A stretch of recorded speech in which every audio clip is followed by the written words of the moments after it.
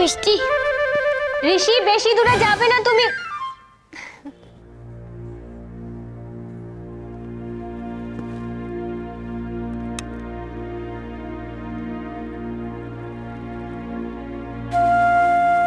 খেয়ে নাও ইচ্ছে।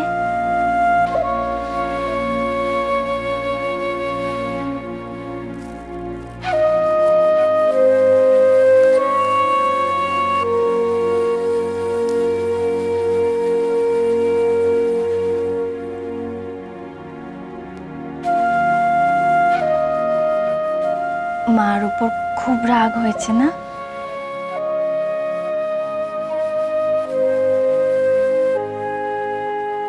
মা তোমাকে প্রমিস করছে ইচ্ছে,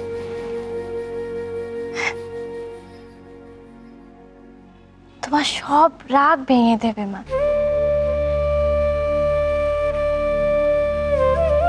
আমি তোমাকে এত আদর করব, এত ভালোবাসবো যে তোমার সব দুঃখ, সব কষ্ট হারিয়ে যাবে। প্রমিস।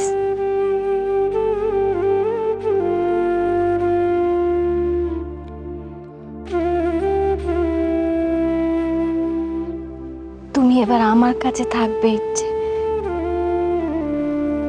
তুমি বলেছিলে আমাকে, তোমার মনে আছে? আমাকে একটা কাজে যেতে হবে,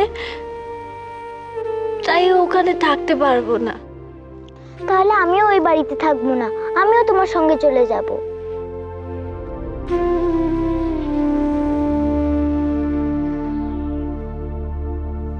ঠিক আছে,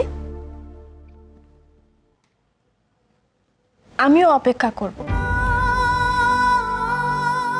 দেখি না আমার ইচ্ছে আমাকে কবে মা বলে ডাকে,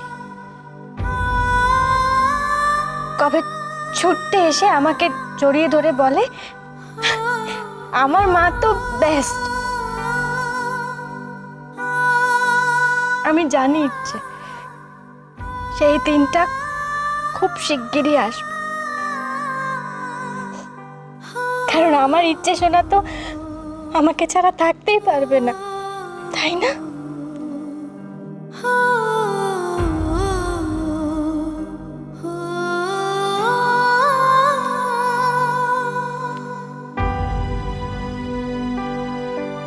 ম্যাডাম,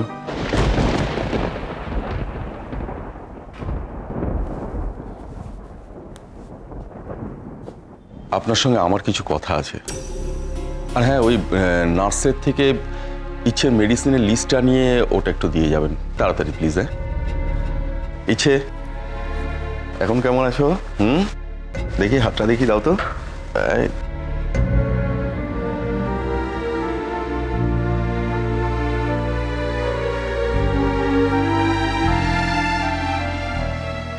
তোমায় আর কতবার মনে করিয়ে দেবো যে নিজের পুরনো স্ত্রীর সঙ্গে সম্পর্ক তৈরি করার সময় এটা নয়। যতক্ষণ না পর্যন্ত সানির জোগাড় করা তথ্যগুলো তুমি আমাদের হাতে তুলে দিতে পারছো, ততক্ষণ তুমি মালবিকাকে ছেড়ে থাকতে পারবে না। লিসেন, কোথাও একটা ভুল হচ্ছে। মালবিকার কাছে বয়ফ্রেন্ডে কিছু নেই। ও নিজে নিজে সানিকে ভুলতে চায়। আমি এই চাপ নিতে পারছি না। সেটা হতে পারে না, কারণ সানির ফ্ল্যাট আমরা তন্ন তন্ন করে খুঁজেছি। শোনো, পিপুল তলায় তোমাকে যে কাজের জন্য পাঠানো হয়েছে, সানিকেও সেই কাজের জন্যই পাঠানো হয়েছিল। ও কিছু তথ্য জোগাড় করতে পেরেছিল, যেমন একটা গোপন সিগন্যাল কোডও বের করতে পেরেছিল। তাহলে আমাকে চাপ দিচ্ছ কেন? সানি যখন সবকিছু করে ফেলেছে, তো এটা গোটাটা একটা বেআইনি কাজ, আমি খুব ভালো করে জানি সেটা। মাঝখান থেকে আমি কখনো ভাবতে পারিনি যে এরকম একটা পাল্লায় পড়তে হবে আমাকে। কি করবে আমার? কি করতে পারো? মেরে ফেলবে তো মেরে ফেলো না, মুক্তি দাও আমাকে প্লিজ। তোমাদের জন্য আমার জীবনটা পাল্টে গেছে। আমার মেয়ে অসুস্থ, তার মধ্যে এই পুরো। তোমার আগের স্ত্রীর ওপর গুলি চালানো হয়েছিল শুধুমাত্র তোমাকে ভয় দেখানোর জন্য, আর তোমার ছেলেকে কিডন্যাপ করার জন্য তোমার পাড়ারই একটা মস্তানকে ধরা হয়েছে। তাতে তোমার কি মনে হয় আসলে আমরা তোমার কোনো ক্ষতি করতে চাই না, শুধু চাই তথ্যগুলো। আর একান্তই যদি না পাওয়া যায় তাহলে বাধ্য হয়ে কিন্তু তোমার পরিবারকে আমাকে খুন করে ফেলতেই হবে। কি করব আমি নিজে মালবিকাকে অনেকবার জিজ্ঞেস করেছি, কোনো উত্তর পাইনি। আমি সার্চ করেছি ওর ঘর, ওর জিনিসপত্র, কিচ্ছু পাইনি।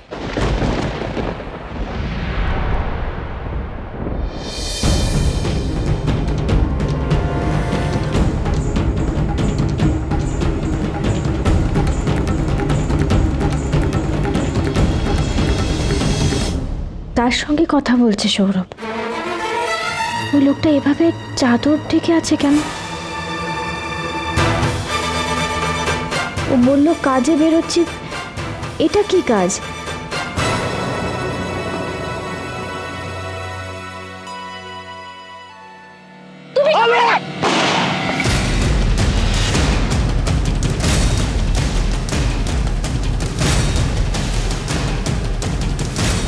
কুট্টু কুট্টু আমাদের কুট্টু, ওর বিপদ, ও এখানেই আছে। জানো তো, আমাকে একটা ছেলেরা ধরতে এসেছিল, আমি তাকে ভাগিয়ে দিয়েছি।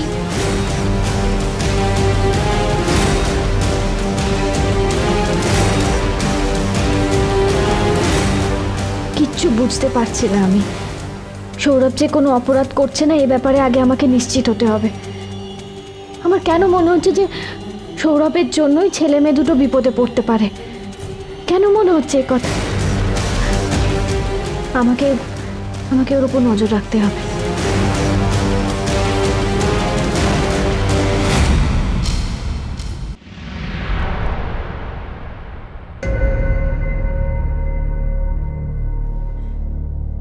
আসবো?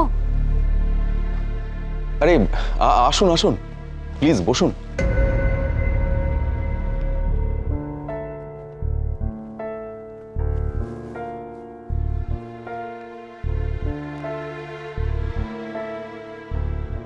দেখুন, আমি ইচ্ছের কেস হিস্ট্রিটাই নতুন করে দেখছিলাম।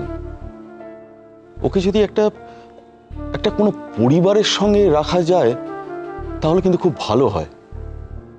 আসলে ওর মধ্যে একটা অদ্ভুত ভয় ঢুকে গেছে। জানি দোষটা ইচ্ছের নয়, আমার আর ইচ্ছের বাবার। আসলে বাচ্চাদের মধ্যে একটা মানে আপনাকে কিভাবে বোঝাবো মিসেস মৈত্র। আলো, আমার নাম আলো দত্ত। আমার আর ইচ্ছের বাবায় ডিভোর্স হয়ে গেছে। ডিভোর্সের পর ইচ্ছে ওর জ্যাঠাইয়ের সাথে থাকতো। দোষটা আমারই। আমি আসলে বুঝতে পারিনি যে এত কিছু হয়ে যাবে। আমি ভেবেছিলাম ইচ্ছে হয়তো বাবার সঙ্গে ভালোই আছে।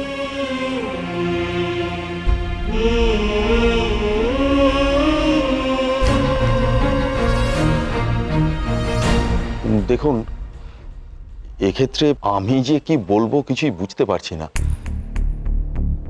ইচ্ছেকে যদি একটা ভালো পরিবারের সঙ্গে রাখা যেত তাহলে ও হয়তো খুব তাড়াতাড়ি সুস্থ হয়ে উঠতে পারতো। মানে এমন একটা পরিবার যেখানে ও খুব খুশিতে, খুব আনন্দে থাকতে পারবে। এইরকম একটা পরিবার। সেরকম পরিবারই নিয়ে যাব আমরা, চিন্তা করবেন না আপনি। কি করে? এক্স্যাক্টলি, আপনারা তো একসঙ্গে থাকতেই পারবেন না। লাগলো চোখে